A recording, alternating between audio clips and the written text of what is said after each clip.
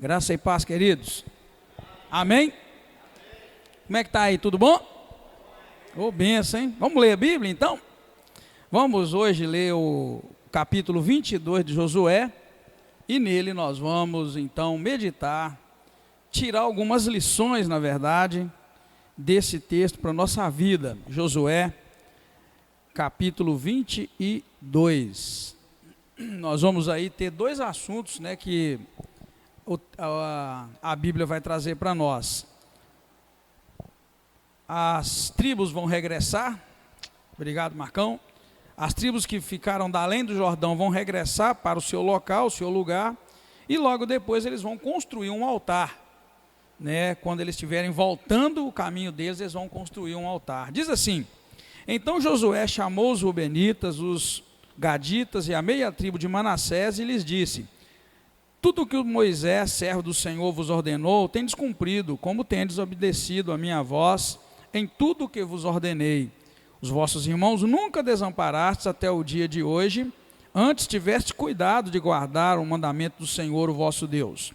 Agora que o Senhor, o vosso Deus, deu repouso aos vossos irmãos, como lhes havia prometido, voltai-vos e ide-vos para as vossas tendas, para a terra da vossa possessão, que Moisés, servo do Senhor, vos deu da além do Jordão.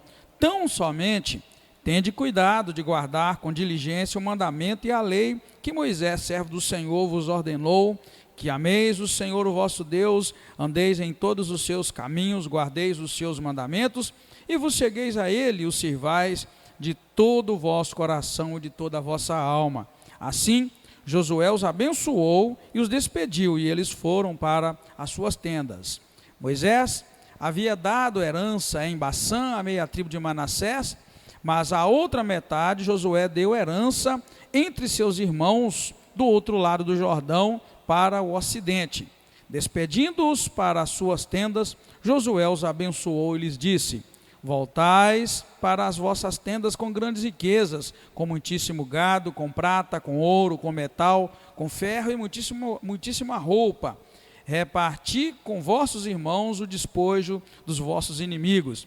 Assim, os filhos de Ruben, os filhos de Gade e a meia tribo de Manassés voltaram e se separaram dos filhos de Israel, de Siló, que está na terra de Canaã, para irem a Gileade, a terra da sua propriedade, de que foram feitos proprietários, conforme o dito do Senhor por intermédio de Moisés. Assim que chegaram à região junto ao Jordão, ainda na terra de Canaã, os filhos de Ruben, os filhos de Gade e a meia tribo de Manassés edificaram um altar junto ao Jordão, um altar de grande proporção.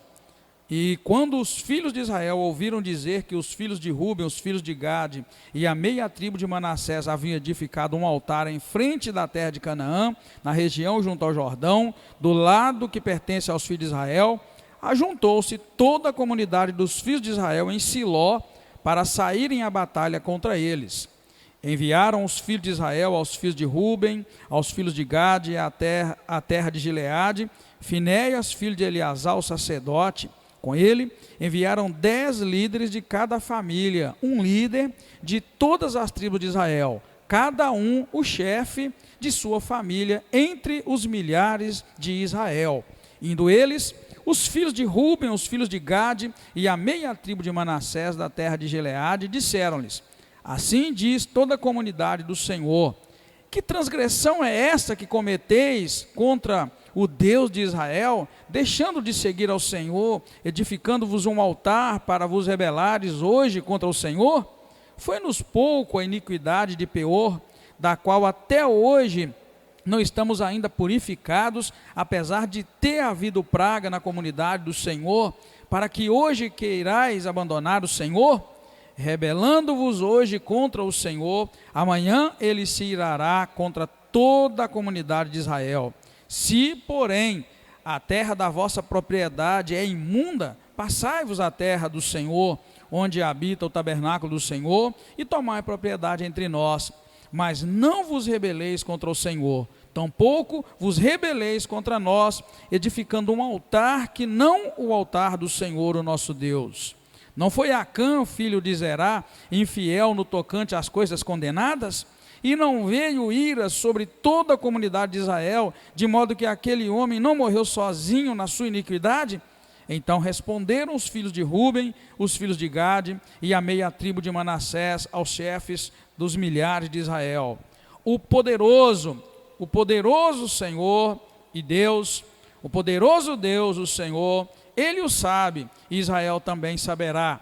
Se agimos em rebeldia ou desobediência ao Senhor, hoje não nos poupeis. Se edificamos altar para nos tornar de após o Senhor, ou para sobre ele oferecer holocausto e oferta de cereais, ou sobre ele fazer oferta pacífica, o Senhor mesmo de nós o requererá.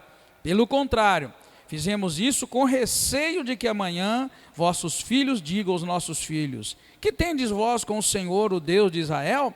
O Senhor pôs o Jordão por fronteira entre nós e vós, ó filhos de Ruben e filhos de Gade. Não tendes parte no Senhor. Assim, bem poderiam os vossos filhos fazer que os nossos deixassem de temer o Senhor. Pelo que dissemos: edifiquemos agora um altar, não para holocausto ou sacrifício, mas para que entre nós e vós, e entre as nossas gerações depois de nós, nos sejam de testemunho, para podermos fazer o serviço do Senhor diante dele com os nossos holocaustos, com os nossos sacrifícios e com as nossas ofertas pacíficas. E para que os vossos filhos não venham a dizer amanhã aos nossos filhos: não tendes parte no Senhor. Pelo que dissemos: se amanhã eles assim disserem a nós e a nossas gerações, então responderemos: vede o modelo do altar que fizeram nossos pais, não para holocausto nem para sacrifício, mas para ser testemunho entre nós e vós. Longe esteja de nós que nos rebelemos contra o Senhor, ou que hoje o abandonemos, edificando um altar para holocausto, oferta de cereais ou sacrifício, além do altar do Senhor, o nosso Deus, que está perante o seu tabernáculo. Ouvindo Finéias, o sacerdote, e os líderes da comunidade, e os chefes dos milhares de Israel, que com ele estavam, as palavras que disseram os filhos de Ruben, os filhos de Gade e os filhos de Manassés, ficaram satisfeitos. Então disse Finéias, filho de Eleazar, o sacerdote, aos filhos de Ruben, aos filhos de Gade e aos filhos de Manassés: hoje sabemos que o Senhor está no meio de nós, porque não agistes com infidelidade para com o Senhor. Agora livrastes os filhos de Israel da mão do Senhor. Voltou Finéias, filho de Eleazar, o sacerdote, com os líderes, sem os filhos de Ruben e com os filhos de Gade, da terra de Gileade, a terra de Canaã, aos filhos de Israel, e trouxeram-lhes a resposta. A resposta agradou aos filhos de Israel. Eles louvaram a Deus e não falaram mais de subir a pelejar contra eles para destruírem a terra em que habitavam os filhos de Ruben e os filhos de Gade. Os filhos de Ruben e os filhos de Gade chamaram ao altar testemunho, dizendo: é testemunho entre nós de que o Senhor é Deus. Amém, queridos? Vamos orar? Eu sei que você já orou nesse dia, mas nunca é demais orar. Pai querido, muito obrigado. Como é bom, meu Senhor, estar vencendo este dia na casa do Senhor, junto com a tua igreja, cantando louvores, lendo a tua palavra e nela meditando. Eu te agradeço. Sabemos que o teu Espírito, ó Deus, inspirou homens e mulheres para escrever a palavra que nós acabamos de ler. Por isso o teu Espírito Santo é o único que pode também nos mostrar e nos falar exatamente o que o Senhor pretendia ao dirigir os teus servos para escrever esta palavra. Ajuda-nos, Espírito Santo de Deus, a meditar nesta palavra e a tirar dela lições para nossas vidas. Desde já, nós te damos toda a honra, toda a glória e todo o louvor. Muito obrigado a Deus, nós te agradecemos, em nome do Senhor Jesus Cristo, amém, aleluia, glória a Deus. Pode sentar, queridos, vamos lá, no nosso estudo, né?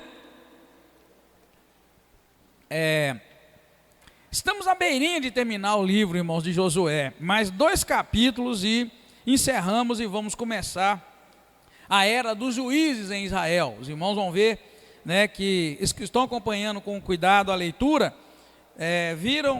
vão concluir conosco que Josué vai partir para o Senhor. Deus vai recolher Josué, e aí Israel vai viver uma era administrada por Deus. Deus vai agora conduzir e administrar o povo, dirigir o povo de Israel dentro da terra prometida.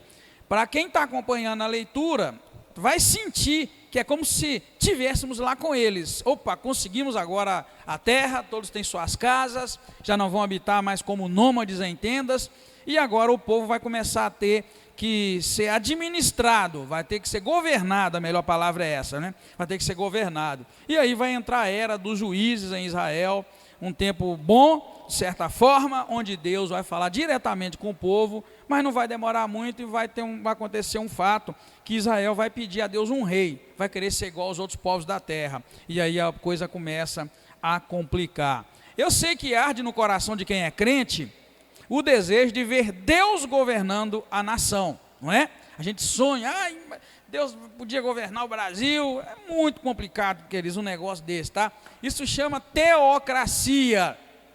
Então hoje com a Constituição que as nações, a maior parte das nações tem, onde existe liberdade religiosa, esquece que pode ter uma teocracia no Brasil, tá?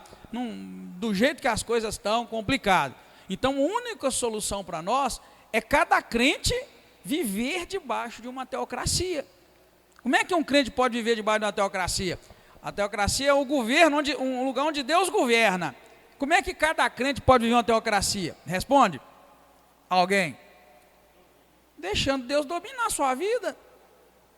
Por que eu estou dizendo isso para vocês? É para quem está acompanhando a leitura, chegar e entender o que vai acontecer daqui a pouco. Josué vai partir para o Senhor, e aí o povo vai precisar de ser governado dentro da terra. E aí entra a era dos juízes, né? E aí a gente vai ver como é que vai ser bom a gente aprender com essas lições da palavra de Deus. Agora no capítulo 22, o que nós vamos encontrar?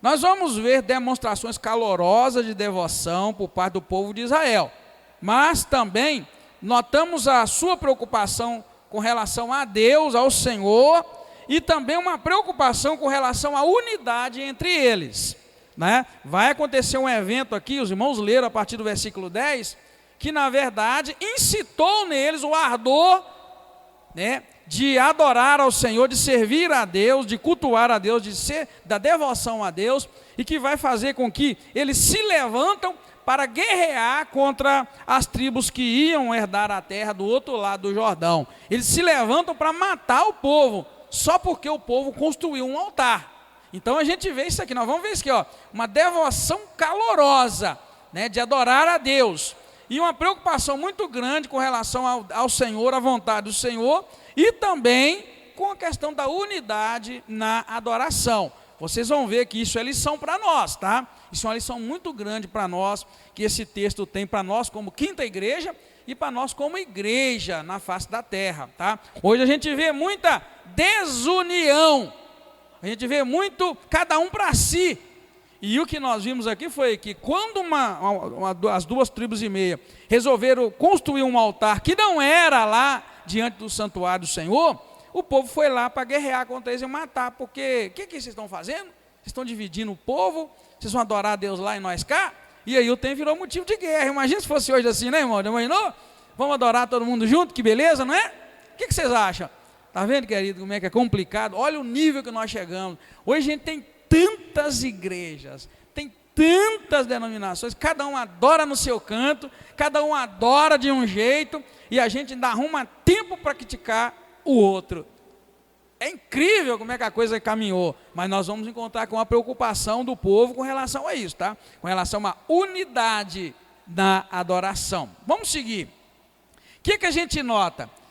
Que assim que, ao despedir as tribos que iam voltar para tomar posse da além do Jordão, nota-se a preocupação de Josué, irmãos, quanto a guardarem com diligência os mandamentos do Senhor. É isso que nós vamos ver na primeira parte, até o versículo 9. Quando essas tribos iam regressar, que era a tribo dos Rubenitas, dos Gaditas e a meia tribo de Manassés. Quando eles iam voltar, depois que Deus deu vitória, que estava tudo em paz, que eles iam voltar, Josué então vai abençoá-los, mas Josué, irmãos, fala para eles o seguinte no versículo 5: tão somente tem de cuidar de guardar com diligência o mandamento e a lei que Moisés, o servo do Senhor, vos ordenou. Então existe uma preocupação, vocês vão se espalhar, os irmãos sabem o que quer dizer essas 2,5 tribos, de Rubem, né, de Gade,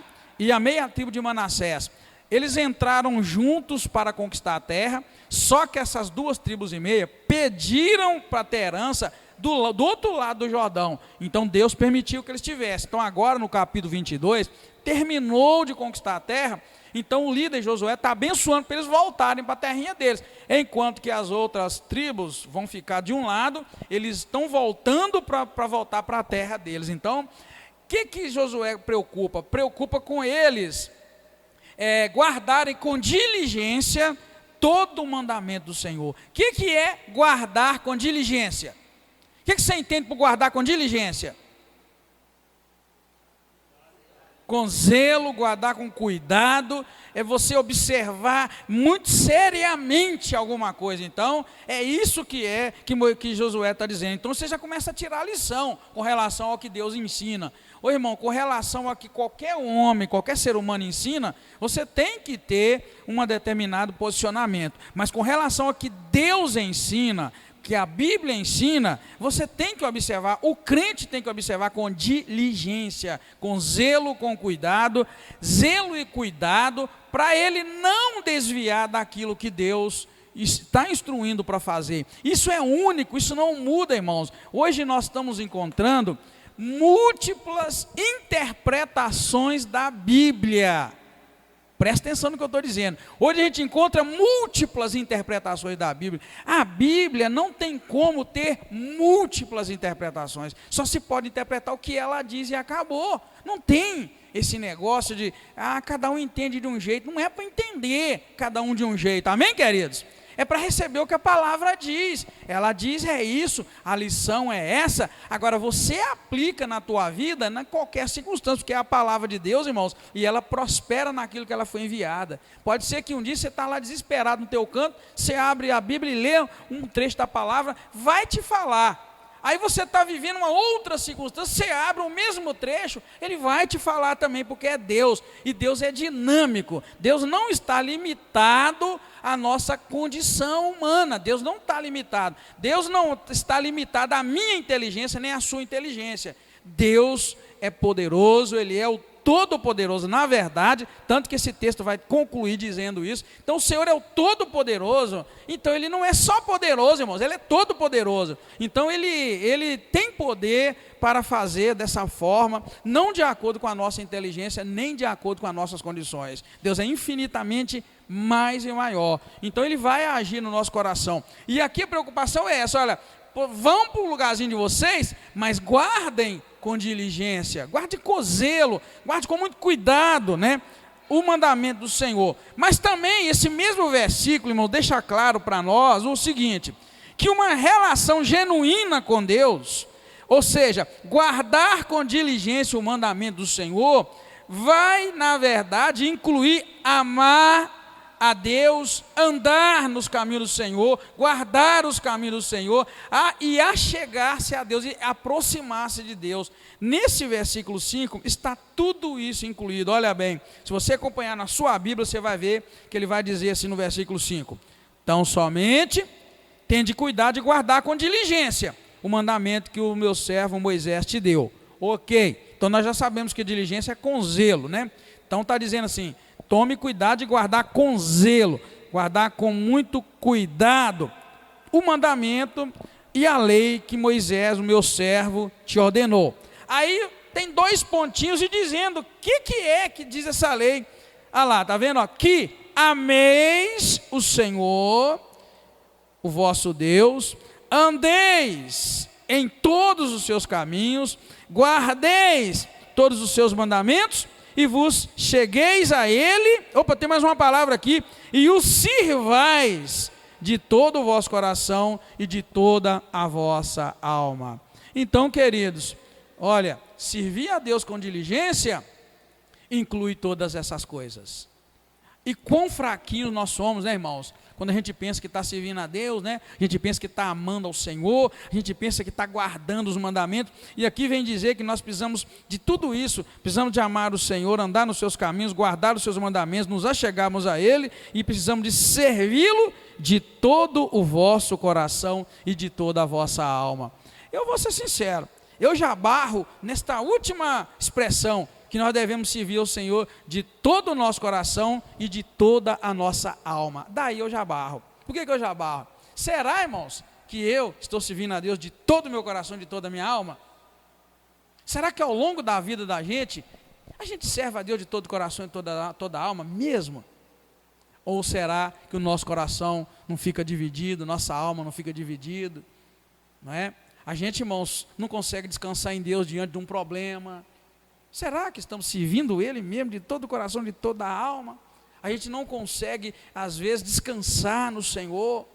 A gente vive cheio de ansiedade, de preocupações, cheio de problemas. E aqui está dizendo que nós devemos servir ao Senhor de todo o nosso coração, de toda a nossa alma. Domingo passado, a palavra foi muito boa para nos ajudar a enfrentar as diversidades da vida, as lutas, e enfrentarmos isso com tranquilidade, com graça, com paz. E hoje, essa palavra, quando vem falar sobre servir ao Senhor de todo o coração e de toda a alma, diz respeito a descansar em Deus em qualquer circunstância. Se você receber um laudo médico, por exemplo, que você vai morrer, é isso aí, ó. Vai chorar com o Senhor. Lembra lá o profeta que chegou e virou para o rei e falou: olha, arruma a tua casa, porque que vai acontecer com você? Profeta, viu que palavra boa?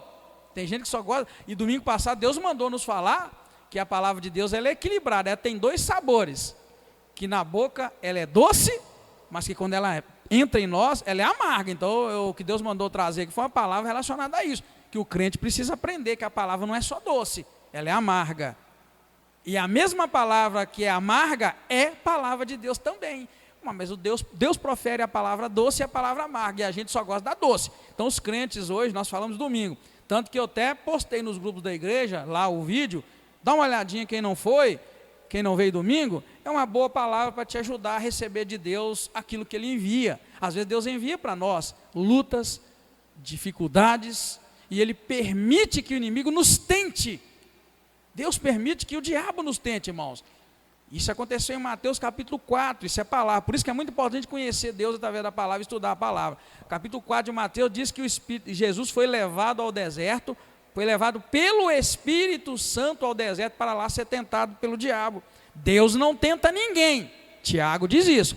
Então não foi Deus que tentou Jesus, mas foi o Espírito Santo de Deus que levou Jesus ao deserto, para lá ele ser tentado pelo diabo. Isso é a palavra de Deus. Isso é o lado amargo, vamos chamar, da palavra, aquele que Deus permite que o diabo te tente. Aquilo que Deus permite uma situação adversa. Isso é questão que a gente precisa entender na palavra de Deus. Então, quando a gente não consegue, irmãos, entregar o nosso coração ao Senhor e a nossa alma de tal maneira que a gente descansa na adversidade, mostra, querido, que nós não conseguimos servir a Deus de todo o coração, de toda a nossa alma. Isso sem contar que a gente, na verdade, não tem quase nenhum tempo para Deus. Sabia? A maioria de nós quase não tem tempo para Deus. De vez em quando as pessoas dizem assim, que lá no Instagram, na rede social, isso aparece muito, né, que as pessoas têm tempo para seu trabalho, para todas as coisas, mas não tem tempo para Deus. Todo mundo sabe disso, mas na verdade a gente não consegue fazer um tempo para Deus. Hoje nós vivemos uma geração das justificativas. A gente justifica tudo e uma boa justificativa. Ah, não leio a Bíblia porque eu estou estudando muito. Ah, eu não vou à igreja porque eu tenho que trabalhar muito. Ah, quero ver quem vai pôr comida lá na minha casa. Tudo justificativo. Ah, eu não vou à igreja porque eu estou doente. Ah, eu não vou participar de tal evento porque eu não tenho dinheiro. Ah, eu não vou participar. Querida, a gente tem justificativo para tudo. Por isso eu digo que talvez eu já barro nessa questão de servir a Deus de todo o vosso coração e de toda a vossa alma. Precisamos voltar um tempo, querido, que a gente serve a Deus de todo o coração, de toda a alma. Sabe? Aquela pessoa que é pau para toda obra, não é? Aquela pessoa, irmão, dá um testemunho, domingo que vem, na hora a pessoa pode contar comigo que eu vou. O irmão, apresenta um hino domingo, pode contar comigo que eu vou lá. O irmão, você podia dar uma palavra e tal, podia fazer uma visita ao lugar. Ah, porque eu estou muito ocupado. Tá, querida, a gente tem justificativas e a gente acaba não adorando, não servindo a Deus, na verdade, de todo o nosso coração, de toda a nossa alma. Amém? Pensa nisso, tá? Pensa nisso na tua vida. Vamos seguir, né? Então a gente vê essa preocupação em servir a Deus, guardar os mandamentos com diligência. E fica claro que isto inclui amar, andar nos caminhos do Senhor, guardar os caminhos do Senhor, servir ao Senhor, que faltou aqui, e depois nos chegarmos ao Senhor, Deus Todo-Poderoso. Aí então, a meia tribo vai, as 2 tribos e meia, vão para sua terrinha. É o que diz do versículo 1 ao versículo 9. Mas aí, o versículo 10 para frente, vai narrar uma coisa que aconteceu, e que isto chamou muito a nossa atenção, porque pouco antes deles, voltando, né, para a sua terra, pouco antes de chegar a Jordão, instala-se uma pequena crise. Eu estou chamando de pequena crise, mas na verdade seria uma coisa trágica, tá? Por terem edificado um altar ali naquele lugar, irmãos, longe de onde ficaria a tenda da congregação. Se você abrir sua Bíblia em Levítico 18, quem gosta de abrir a Bíblia aí? Abra a tua Bíblia em Levítico 18, você vai ver que, você vai notar em Levítico 18, que Deus havia estabelecido, Levítico 17, tá? Você vai notar que Deus havia estabelecido que ninguém, homem nenhum em Israel, podia oferecer sacrifício fora da porta do tabernáculo do Senhor. Essa pessoa deveria morrer. Então, havia uma proibição de oferecer sacrifício longe do tabernáculo. Diz assim, Levítico 17, do 8 para baixo. Diz-lhes, olha bem, qualquer homem da casa de Israel ou dos estrangeiros que peregrinam entre vós, que oferecer holocausto ou sacrifício e não o trouxer à entrada da tenda da congregação para oferecê-lo ao Senhor, esse homem será eliminado do meio do seu povo. Para você entender por que quando as 2 tribos e meia estavam voltando para tomar posse da sua terra, instala-se uma crise por eles terem edificado um altar. Esta era a questão que estava ali. O que você chamaria de uma desobediência dessa? Qual o nome? Que tipo de pecado seria esse? É um pecado contra o quê? Se eles construíssem um altar onde não podia, que nós acabamos de ver aqui em Levítico, que ninguém podia sacrificar fora do altar que estava estabelecido, que seria na verdade estabelecido ainda, mas não podia, Deus já estava prevendo. Que tipo de pecado é esse? Que você chama? É um pecado contra o quê?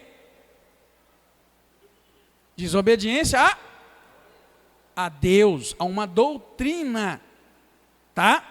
Deus falou, ninguém pode sacrificar nada a mim que não seja sacrificado lá no lugar onde eu vou mandar, onde ficar o tabernáculo. Aí, queridos, me vêm essas 2 tribos e meia e constroem um altar.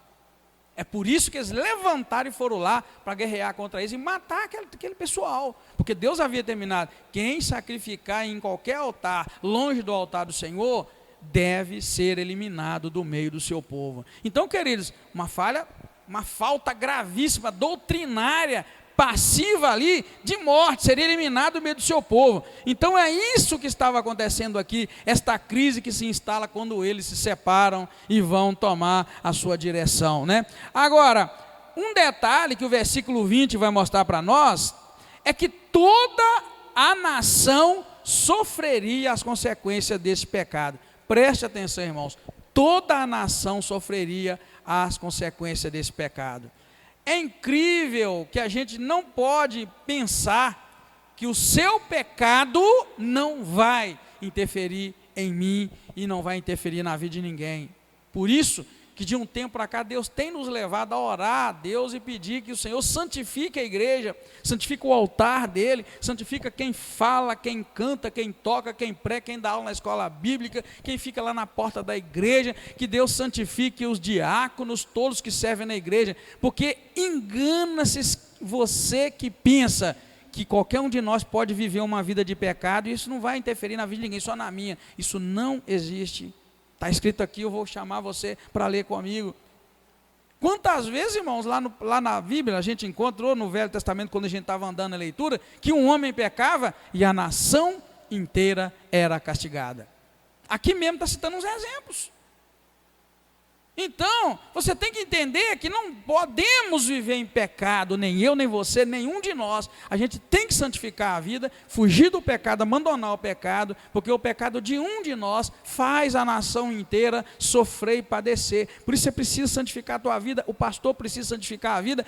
Cada um de nós tem que largar o pecado, odiar o pecado e buscar viver uma vida santa e reta na presença do Senhor, porque não existe um. No reino de Deus é assim, é uma nação, é um povo que vive em santidade e é abençoado, ou uma pessoa peca e toda a nação vai sofrer. Olha bem o versículo 20 para você ver aí, lembra que nós estamos estudando Josué 22. Olha o versículo 20, vai citar o exemplo de um pecado de um homem, né? Um homem pecou e o Senhor estende, na verdade, o sofrimento a toda a nação. Veja bem o que diz o versículo 20. E isso, não é ele mesmo. Olha bem o versículo 20. Não foi Acã, olha bem, um homem, tá, queridos? Não foi Acã, filho de Zerá, olha bem, infiel no tocante às coisas condenadas? Aí vai dizer, e não veio a ira sobre toda a comunidade de Israel, de modo que aquele homem não morreu sozinho na sua iniquidade? Irmão, é sério. O que eu estou dizendo para você, eu estou pegando e dizendo para nós, obreiros da igreja, santificar a vida, desde quem fica na porta, os diáconos, os meninos que tocam no louvor, que cantam no louvor, que dá aula na escola dominical, que lidera, tem que santificar, querido. Está aqui, ó. Não foi a Acã que fez errado, mas toda a comunidade não sofreu. E lembra lá quantas pragas o povo sofreu por causa de um pecado? Não pensa isso que funciona assim. A gente tem que ser uma comunidade, irmãos, que entende que não dá para viver em pecado. O Senhor não nos chamou para viver em pecado. O meu pecado pode prejudicar você, seu pecado pode me prejudicar. Sabia? Pode, é assim que funciona. Não é? É assim que funciona, querido. A gente precisa entender que é exigido, o Senhor exige de nós essa santificação. É por isso que está lá atrás aquilo que eu disse, olha, Josué se preocupa e fala, olha, vão para a terra de vocês, mas por favor, guardem com diligência o mandamento do Senhor, por favor, olha, ame ao Senhor, ande nos caminhos do Senhor, guarda os estatutos do Senhor, sirva ao Senhor, e diz, e chega-se ao Senhor. Então, querido, é exigido o crente que é fiel, crente que sabe, busca e continua buscando, e vai buscando, e vai buscando, e vai mudando a vida a cada dia, porque a comunidade sofre, a igreja sofre, o povo sofre por causa do pecado de um ou de outro, pecado oculto, que a gente insiste em continuar nele, tá? É essa palavra é dura e é séria, tá, irmãos? Então, os israelitas não podiam oferecer sacrifício fora, né, em outro lugar, e toda a nação ia sofrer as consequências desse pecado. E o versículo 22 ao 29 mostra, mas o que fizeram, na verdade, quando eles construíram um altar ao Senhor, irmãos, quando eles construíram esse altar, que o povo, né, se levantou com força para ir lá e guerrear contra eles e matá-los, porque eles eram proibidos de construir, de adorar em outro altar. E na verdade toda a nação ia sofrer consequência. Aí eles vão em abrir a boca e dizem, olha,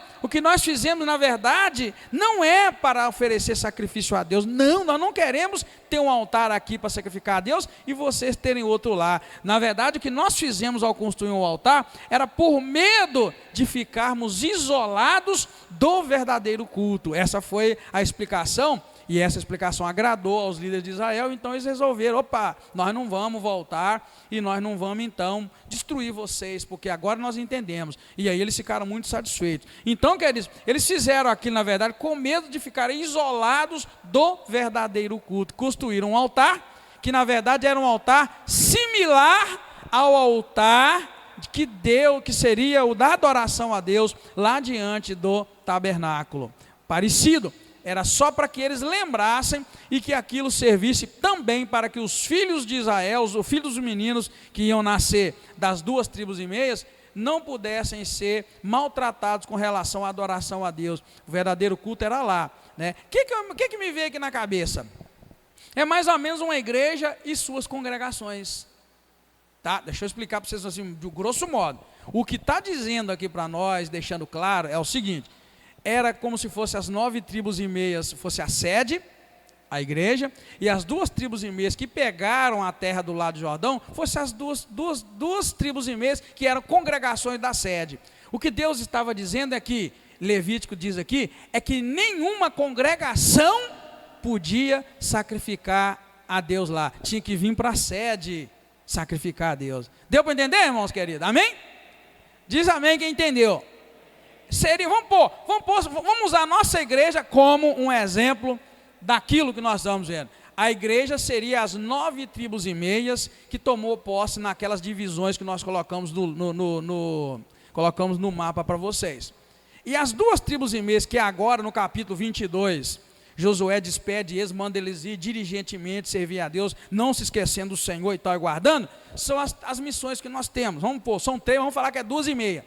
Mas, quando as 2 tribos e meia estavam indo para lá, Revés de Belém, Pedra Dourada de Cordeiro, estavam indo, eles pensaram assim: olha, vamos fazer o seguinte, nós vamos ficar muito longe lá da sede, então, vamos construir um altar aqui, igualzinho o altar de lá da sede, mas nós não vamos oferecer sacrifício nenhum nele. É só para que os nossos filhos olhem para aquele altar, e quando nos perguntar que altar é aquele, nós vamos falar: esse altar é parecido com aquele que tem lá, na sede, onde a gente vai lá toda vez que a gente quer sacrificar.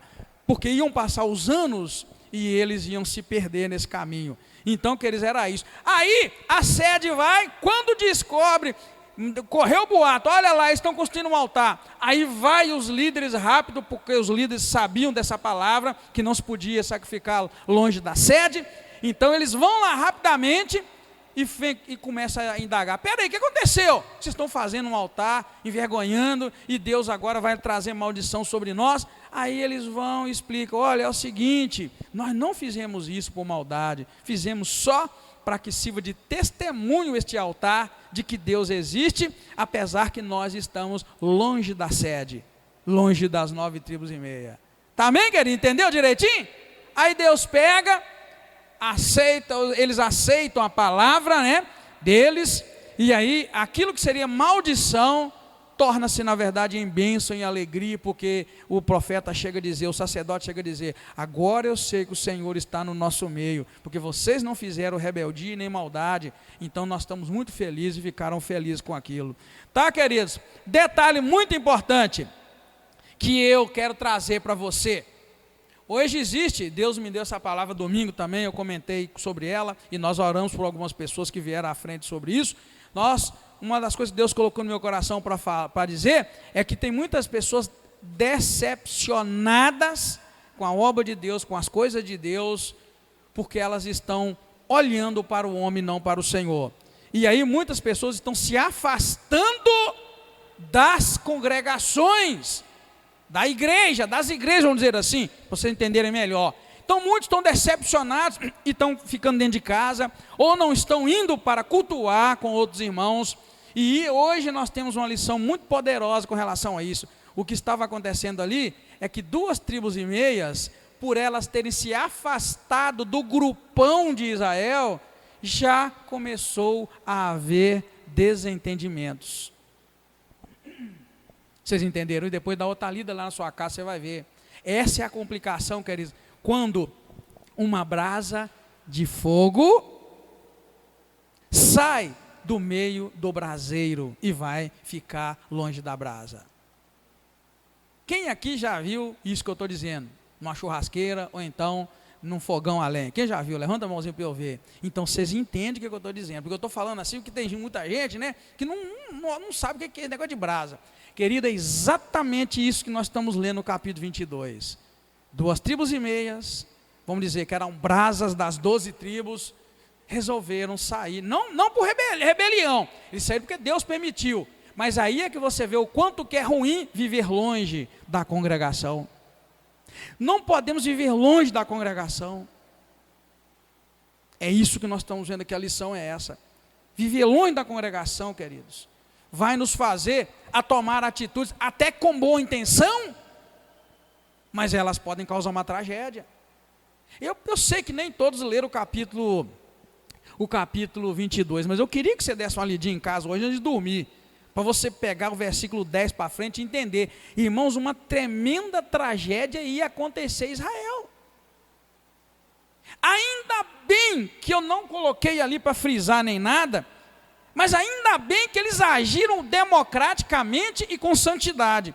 A Bíblia diz que quando eles souberam disso, saiu o sacerdote e foi lá, e a Bíblia diz assim, versículo 13, que eles enviaram dos filhos de Israel aos filhos de Gade, Rúben, da meia tribo de Manassés, versículo 13, assim, enviaram Finéias, que era o filho do sacerdote, Eleazar, e enviou com ele 10 líderes de cada família. Olha para você ver, um líder de todas as tribos de Israel, cada um chefe da sua família, para ir lá resolver essa encrenca. Imagine, queridos, se eles não vão com homens sábios, homens cheios do Espírito Santo de Deus, homens temente a Deus, eles iam chegar lá e fazer o quê?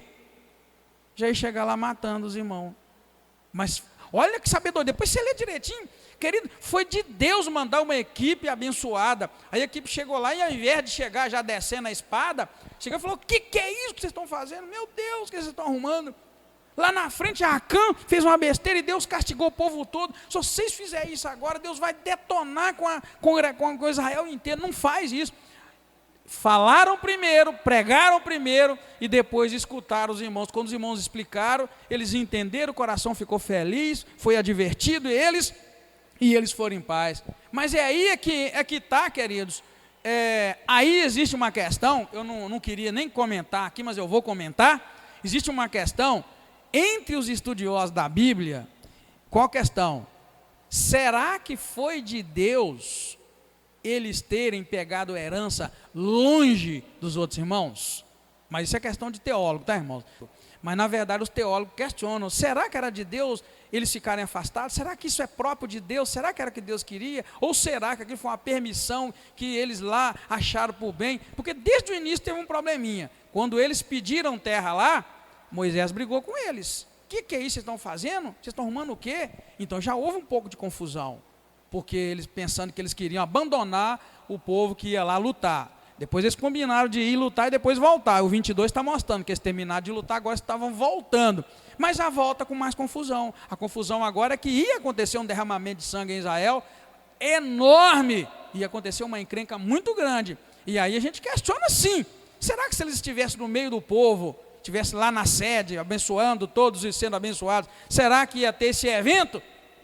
Aí você vai concordar comigo que não teria, porque o evento surgiu, porque eles estavam voltando e ficando distantes. Mas, então fica para nós aí essa grande lição, tá, irmão? Essa lição de que eles não queriam ficar isolados do culto, porém eles estavam longe do grupo do aglomerado, longe da congregação, e aí fica para nós a dica, né, desse estudo hoje para nós, ficar longe da congregação chamada igreja, chamada irmãos que cultuam ao Senhor, vai nos trazer consequências, nós vamos enfraquecer, nós vamos começar a agir de determinadas maneiras, que pode nos levar a não ter a direção de Deus para seguir, e aí nós vamos ter um problema sério, era mais ou menos o que nós estamos vendo, tá? Então, queridos, nós podemos concluir, tá?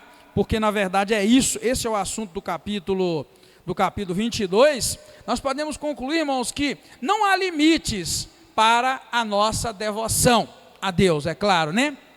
Mas Deus não atua quando não há unidade. É isso que nós vamos ver. Não há limites para a devoção a Deus. Mas uma coisa é certa, Deus não atua quando não há unidade, tá? Você pode estar debaixo do mesmo teto, né? Mas pode ser que não há unidade na adoração. Nós não conseguimos ser um e Deus não vai atuar. É isso que nós estamos vendo aqui. Israel eram todos descendentes de um homem só. Mas na verdade, nesse momento que duas tribos e meia vão para um lado, constroem um altar, já não há mais unidade. E aí houve um problema sério, que nós acabamos de ver. Então, querido, não tem limite para a devoção, não. Seja devoto a Deus de todas as formas que você puder. Mas se você não conseguir fazer isso em unidade, em um só espírito, Deus não vai atuar no meio e não vai ser nada agradável o resultado. Porque quando nós nos isolamos dos demais servos do Senhor, certamente nós sofremos da parte de Deus sanções.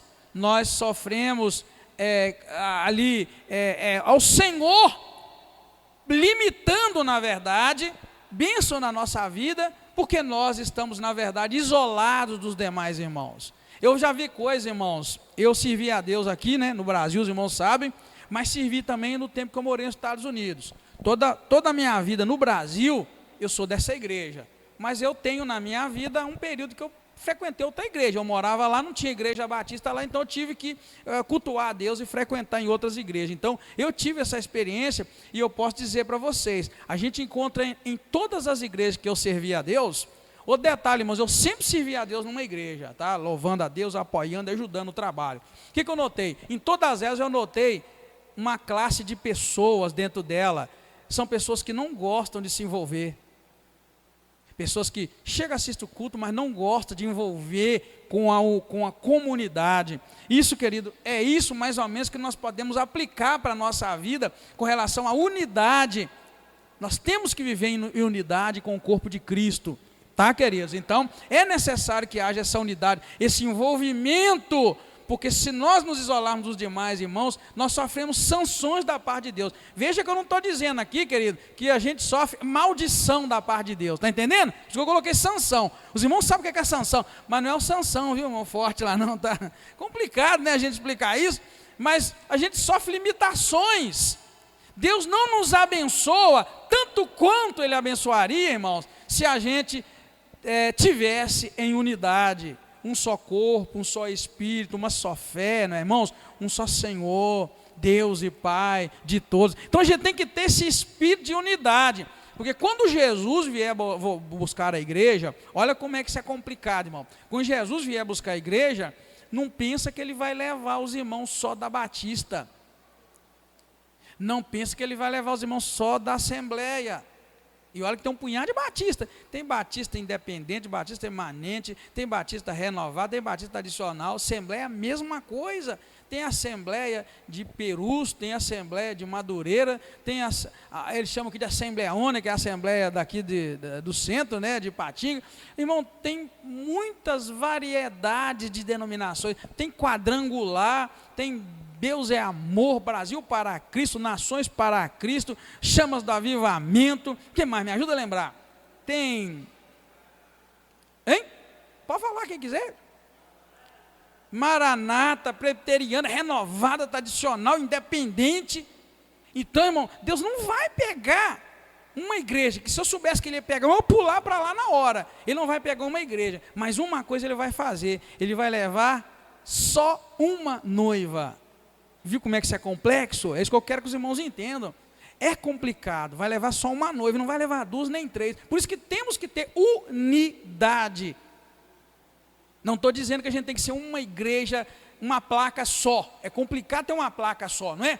É complicado a gente decidir, ó, nós vamos fechar, todas as igrejas vão ser só essa. Não vai, não vamos parar de sonhar. Mas ao mesmo tempo a gente sabe que Jesus vai levar uma noiva, vai levar uma igreja só. Ele vai pegar e formar uma igreja de todas e vai levar. Então é por isso que eu quero te dizer que a gente tem que deixar o Espírito Santo de Deus começar a quebrar as barreiras que há em nós, de julgar as pessoas pela aparência e de julgar pelo que a gente acha que é e que não é, porque o exemplo que nós vamos tirar desse capítulo é exatamente esse, é que a falta de unidade quase levou Israel a uma tragédia que foi consertada temporariamente, porque depois os irmãos vão ver que isso tem da maior problema, os reinos se dividem, o reino de Israel se divide, vira uma confusão, mas que na verdade a gente fica claro, não é que Deus vai nos amaldiçoar, porque nós nos isolamos dos irmãos da congregação, mas Ele vai colocar em nós limitações, você vai deixar de ser abençoado, vai deixar de abençoar, porque a gente acaba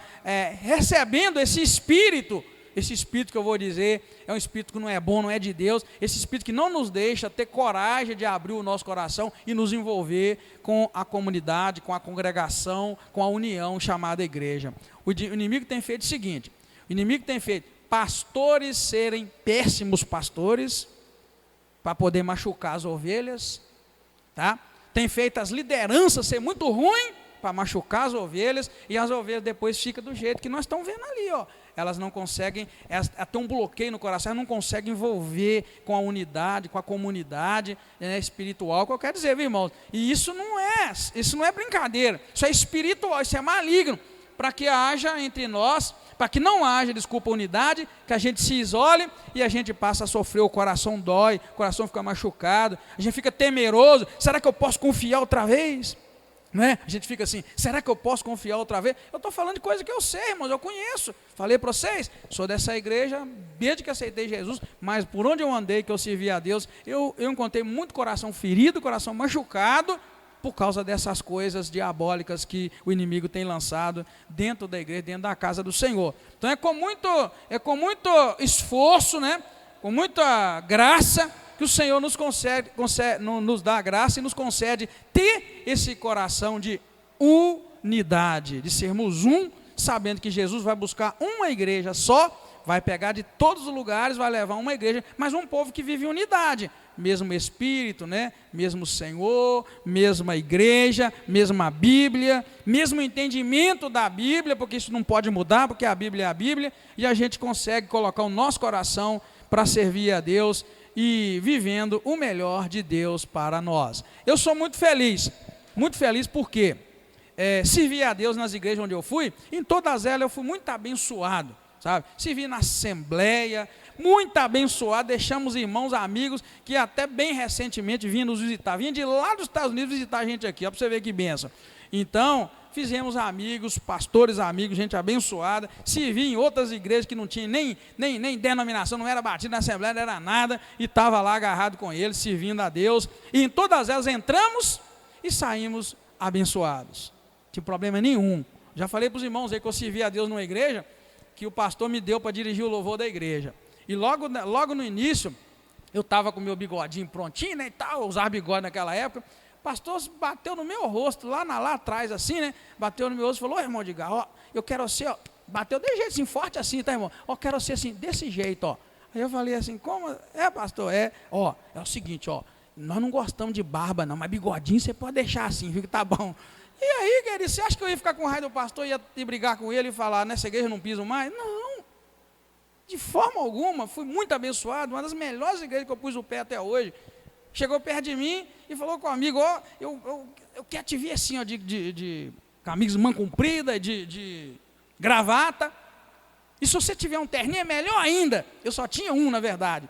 Aí ele falou assim: se o seu irmão não tiver, só falar conosco que nós damos um jeito. Aí amém, eu falei: não, pastor, e tal, legal, só tinha um, né?